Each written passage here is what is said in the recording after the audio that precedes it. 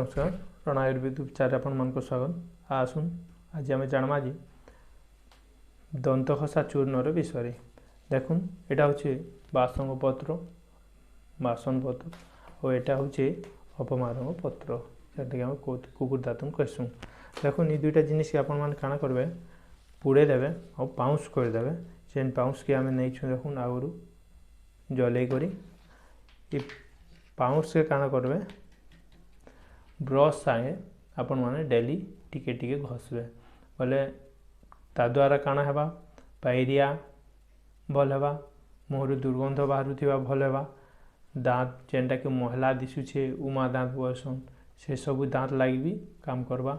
जेन दाँत गुआ गुटका खाई करी जेन मानकर दाँत खराब हो जाइए से दाँत भी मोती एंता हीरा मोती एंता चकचक करवा और सफा दिसवा। तो आज आम जानना दाँत सफा चूर्ण विषय आगे मुई आर भी वीडियो जानकारी देनी। तो मोर वीडियो जदि आपण मन के भल लागुथिबा लाइक शेयर एंड सब्सक्राइब करबे। नमस्कार।